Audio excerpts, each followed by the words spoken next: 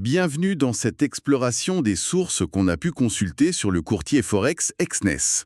Bonjour. On va plonger dans des transcriptions de vidéos YouTube, un aperçu écrit aussi, pour essayer de décrypter ce courtier. On va regarder la régulation, les conditions de trading, bien sûr les plateformes, les frais, et puis l'expérience utilisateur rapportée. Ouais, l'idée, c'est vraiment d'extraire l'essentiel pour avoir une vue d'ensemble, quoi. Exactement. Et pour commencer, un chiffre qui frappe. Exness brasse plus de 4 trillions de dollars de volume par mois. Plus d'1 million de clients actifs. C'est énorme. Qu'est-ce qui explique ça? C'est considérable, oui. Alors, les sources pointent d'abord, et c'est logique, vers la régulation. Exness est multirégulateur.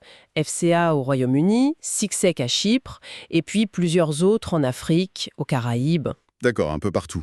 Oui, mais il y a une nuance importante.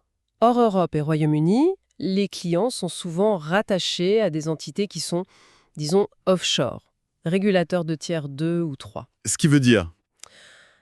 Ça veut dire un niveau de protection des investisseurs qui peut être moins strict, moins élevé que sous les régulateurs européens, tiers 1. D'ailleurs, Exness n'accepte plus de nouveaux clients particuliers venant d'Europe ou du Royaume-Uni. Ah, d'accord. C'est important de le savoir. Très important. Côté sécurité, on retrouve des choses assez standards. Ségrégation des fonds des clients, ça c'est la base. Protection contre le solde négatif et ils sont conformes PCI DSS pour la sécurité des paiements. Ok. Donc des garanties quand même. Et ils existent depuis 2008, donc une certaine stabilité. Oui, jugés stables. Une source leur donne un score de confiance de 4,3 sur 5. Cette histoire de régulation différenciée, c'est vraiment un point clé. Et les conditions de trading, alors, qu'est-ce qui ressort? Alors, il y a plusieurs types de comptes. Les comptes standards et standard cent, très accessibles, dépôt minimum de 10 dollars sans commission. Le cent est idéal pour les micro-lots. Pour débuter ou tester? Voilà. Et puis les comptes pro. Pro 0, raw spread, là, dépôt minimum plus élevé, genre 200 ou 500 dollars selon les sources, mais les spreads sont très très serrés. Proche de zéro parfois. Oui, sur 0 et raw spread, on peut être proche de 0, mais avec une commission. Le compte pro, lui, n'a pas de commission, mais en léger spread. Et bien sûr, option islamique sans swap disponible. Et ce qui fait beaucoup parler, c'est l'effet de levier, non? Ah oui, alors là, c'est un argument massif chez eux. Ça peut monter jusqu'à 1 pour 2000 et même illimité sous certaines conditions. Illimité. Carrément. Oui, bon. Illimité, entre guillemets. Il faut remplir des conditions, genre avoir fait 10 trades, clôturer 5 lots standards, des choses comme ça. Donc, pas pour le tout premier venu, mais quand même. Exactement. C'est un énorme attrait, surtout dans les régions où les dépôts initiaux sont plus faibles. Mais attention, hein, le risque est énorme aussi. Un petit mouvement de marché et l'impact peut être considérable. En gain comme en perte, évidemment. Voilà. D'où l'importance de la protection contre le solde négatif, mais il faut vérifier ce que couvre exactement le régulateur spécifique dont on dépend. Logique. Et sur les spreads plus globalement, et les frais? Ils sont décrits comme compétitifs sur les paires forex majeures, genre EUR-USD, et sur l'or aussi.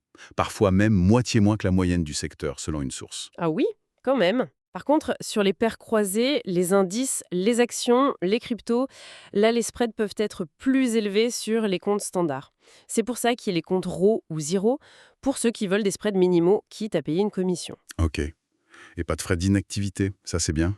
Oui, et surtout, absence de frais de swap, de rollover sur la plupart des instruments. Ça, c'est un gros avantage pour le swing trading.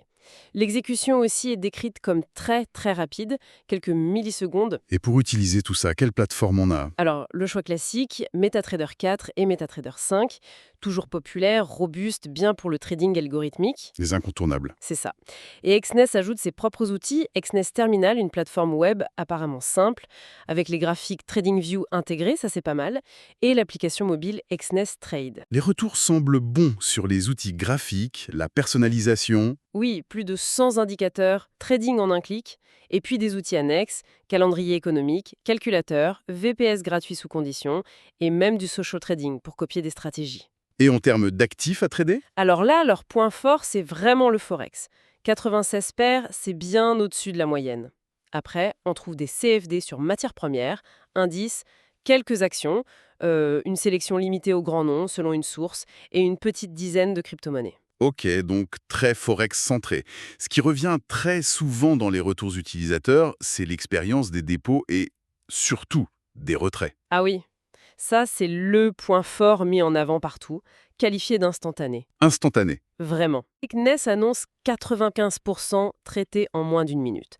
Et on a des témoignages d'utilisateurs qui parlent de retrait en 1 à 5 minutes via Skrill, USDT, même des virements bancaires locaux dans certains pays comme le Nigeria. C'est impressionnant. Et sans frais, apparemment.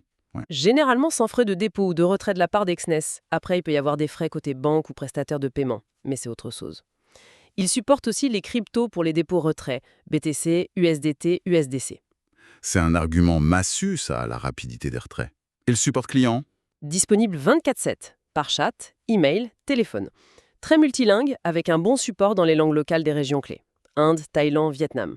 Peut-être un peu moins réactif en anglais sur certains fuseaux horaires, d'après une source. Avis globalement positif, donc. Globalement, oui sur la réactivité. Il y a un exemple d'un problème sur Twitter résolu vite, mais une source mentionne aussi des avis mitigés, certains utilisateurs rapportant des soucis de retrait ou avec le service client. C'est pas tout blanc ou tout noir. Et les ressources pour apprendre l'éducatif? Partagé. Il y a une Exness Academy, avec des cours, webinaires, glossaires. Certains trouvent ça basique ou le lien pas évident à trouver sur le site. D'autres mettent en avant les outils de recherche comme Trading Central, les analyses. Disons que c'est pas forcément le point le plus développé. Et on rappelle les limitations géographiques importantes. Pas pour les nouveaux clients en Europe, UK, USA, Canada. Plutôt Asie, Afrique, Amérique latine. Exactement, c'est leur cible principale. Alors, si on doit synthétiser les avantages et inconvénients qui ressortent des sources. Oui, faisons le point. Avantages, les retraits quasi instantanés, c'est clair. L'option de levier très élevée, le dépôt minimum faible en compte standard, le choix des plateformes MT4, MT5 plus les leurs, la gamme Forex très large, le trading sans swap sur beaucoup d'actifs et le support 24/7 multilingue. Pas mal de points forts. Et les inconvénients? Le corollaire du levier élevé, c'est le risque élevé. Ensuite, la protection réglementaire qui est variable, potentiellement plus faible si on est sous une entité offshore. Les spreads qui peuvent être moins bons sur certains actifs hors compte pro ou Zerora, les ressources éducatives jugées un peu légères par certains, et bien sûr les grosses restrictions géographiques. Donc, pour résumer ce que disent les sources, Exness apparaît comme un acteur majeur, très populaire dans certaines zones du monde, qui se démarque vraiment par son levier et la rapidité de ses paiements. Mais il y a des contreparties. Oui, des compromis clairs sur les frais pour certains actifs et surtout sur le niveau de protection réglementaire selon où l'on se trouve et sous quelle entité on trade. C'est un profil qui peut séduire certains traders, c'est sûr, surtout hors des zones très régulées comme l'Europe. Mais il faut être conscient de ce qu'on accepte en échange. Tout à fait. Et ça amène peut-être une dernière réflexion.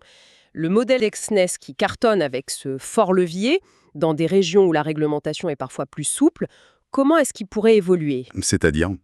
Si les cadres réglementaires se durcissent dans ces économies émergentes, ce qui est une tendance probable à terme, comment est-ce que ça pourrait impacter l'offre de courtiers comme Exness? Et du coup, le profil de risque que les traders de ces régions sont prêts à accepter? C'est une question intéressante pour l'avenir du secteur. Absolument. Une dynamique à surveiller. Merci beaucoup pour cette analyse détaillée des sources sur Exness. Merci à vous. Et merci à tous de nous avoir suivis.